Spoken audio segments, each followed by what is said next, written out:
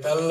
Som el Joan Carles Villalonga i el Xavier Breil. Us venim a presentar el nostre llibre digital.cat.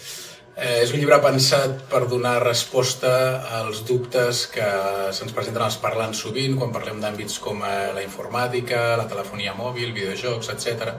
Segur que a tots se'ns ha passat alguna vegada que no sabem si es diu el web o la web, o com hem de dir mòdem o com hem de dir tablet.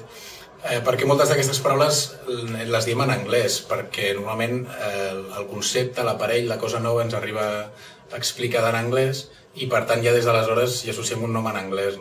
I el nostre propòsit és de fer un recull dels termes més habituals per posar-los a l'abast dels parlants del català, de manera que els puguin fer servir sempre que ho desitgin o que si no els fan servir almenys no sigui perquè no els coneixen.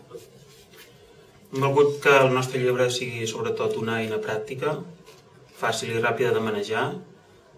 Per això hem organitzat tota la informació de 3 maneres diferents perquè es pugui accedir a les paraules, es pugui trobar la informació, es busqui d'una manera o d'una altra.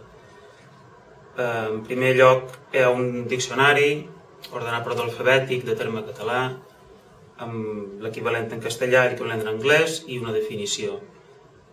Aquest diccionari l'hem fet amb les dades que ens ha cedit el Centre de Terminologia Termcat.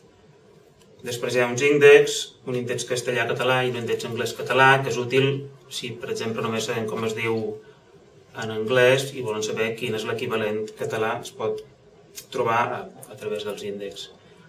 I en darrer lloc hi ha un breu vocabulari visual on tots els termes s'organitzen per àmbits temàtics concrets, al voltant d'una imatge, una captura de pantalla, etc. I això ens pot ser útil si volem saber quines paraules hi ha de l'àmbit dels blogs o de les videoconsoles, o si hem de fer servir un editor d'imatges, quines paraules podem necessitar.